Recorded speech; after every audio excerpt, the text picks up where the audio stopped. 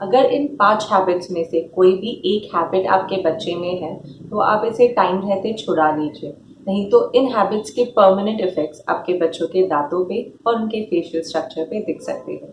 आइए स्टार्ट करते हैं आज का वीडियो।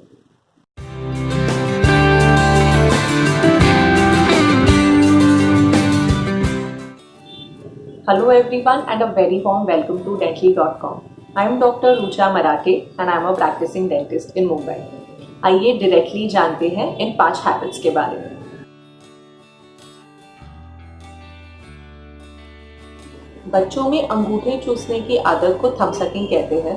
अगर बच्चा 3 से 4 साल बाद भी अंगूठा चूस रहा है तो इसके परमानेंट इफेक्ट्स उसके दांतों पे और उसके फेशियल स्ट्रक्चर्स पे दिख सकते हैं। जैसे ही बच्चा इनिशियली थंब सकिंग करने लग जाता है तभी आपको उसे रोक देना है ताकि ये एक स्ट्रॉन्ग हैबिट ना बने। अगर किसी कारण बच्चा नहीं सुन रहा है और ये हैबिट नहीं ब्रेक हो रही है तो आप आपके डेंटिस्ट को कंसल्ट कर सकते हैं। वो आपको एक हैबिट ब्रेकिंग अप्लायंस देंगे जिसकी मदद से 2 से 3 महीने में ये हैबिट छूट जाएगी। जब बच्चे नीचे की ओठ को ऊपर के दांतों से चबाते हैं तो इसे लिप बाइटिंग कहते हैं। बेबीज में एक नेचुरल टेंडेंसी होती है सकलिंग की, बट अगर कुछ बच्चे इस हैबिट को बाद में भी कंटिन्यू करते हैं तो उनमें लिप बाइटिंग हो सकती है। अगर आप आपके बच्चे में लिप बाइटिंग की हैबिट को नोटिस करते हैं तो आप उसे तुरंत समझाइए और उसकी ये हैबिट छुड़वा दीजिए। अगर किसी कारण 3 से 4 साल बाद भी अगर बच्चा हैबिट नहीं छोड़ता है तो आप डेंटिस्ट को कंसल्ट कर सकते हैं। वो एक हैबिट ब्रेकिंग अप्लायंस देंगे आपको। इसकी मदद से 2 से 3 महीने में आपकी जो हैबिट है बच्चे की वो छूट जाएगी। जब बच्चा सामने की दांतों पे और मुंह के तालू पे जीभ से एक कंटिन्यूअस प्रेशर अप्लाई करता है तो इसे टंग थ्रस्टिंग कहते हैं। जब जो बेबीज होते हैं इनके निगलने का पैटर्न अलग होता है जिसे इन्फेंटाइल स्वॉलोइंग कहते हैं। अगर बच्चा बड़ा होने के बाद भी इस हैबिट को कंटिन्यू करता है तो इससे बच्चे को टंग थ्रस्टिंग हो सकती है। टंग थ्रस्टिंग के और भी कई कारण होते हैं। अगर आप आपके बच्चे में टंग थ्रस्टिंग की हैबिट को नोटिस करते हैं तो आप तुरंत उसे समझाकर इस हैबिट को छुड़ाएं और अगर वो नहीं माने तो आप आपके डेंटिस्ट को कंसल्ट कर सकते हैं। जब बच्चा नाक से सांस ना लेकर मुंह से सांस लेता है तो उसे माउथ ब्रीदिंग कहते हैं। माउथ ब्रीदिंग के 2 मेन कारण हैं। सबसे पहला, अगर सांस लेने की जो नेजल पैसेज है उसमें कोई प्रकार का ब्लॉक है तो बच्चा सांस लेने में उसे तकलीफ होती है तो वो इजीली सांस लेने के लिए मुंह से सांस लेता है।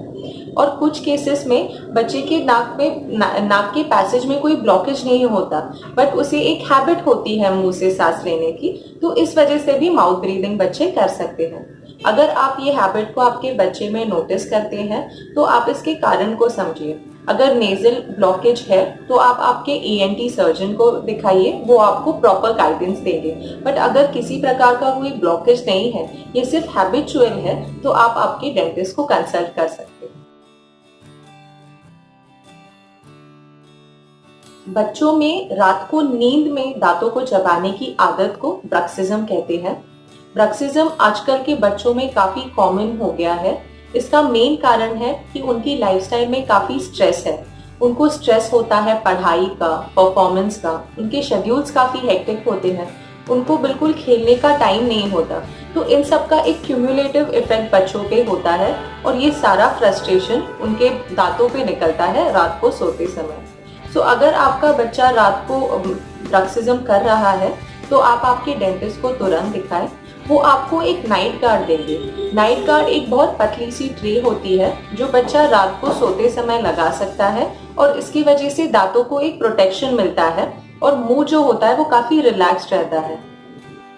इन हैबिट्स की वजह से बच्चों के दांतों पे और फेशियल स्ट्रक्चर पे काफी चेंजेस आते हैं। जो सबसे पहला चेंज है वो है कि उनके सामने के दांत वो आगे आ जाते हैं। जो उनके जॉज होते हैं उनकी जो अलाइनमेंट होती है वो बिगड़ जाती है। बच्चों की जो स्पीच होती है वो क्लियर नहीं होती और जो उनकी जो पैलेट होती है, तालू होती है, ये काफी डीप हो जाती है। इवेंचुअली मैं सिर्फ इतना कहूंगी कि prevention is better than cure. अगर आप टाइम रहते बच्चों की ये हैबिट्स आप छुड़वा सकते हैं तो इससे आगे जाके बच्चों के जो प्रोलॉन्ग डेंटल ट्रीटमेंट्स है वो आप अवॉइड कर सकते हैं। इसी के साथ मैं आज का ये वीडियो यही एंड करती हूँ। अगर आपको इस टॉपिक से रिलेटेड कोई क्वेरीज है तो आप मुझे नीचे कमेंट सेक्शन में ज़रूर पूछ सकते हैं। अगर आपको ये वीडियो पसंद आए तो आप इसे लाइक, शेयर और सब्सक्राइब ज़रूर कीजिएगा। आपसे मुलाकात होगी मेरे अगले वीडियो में।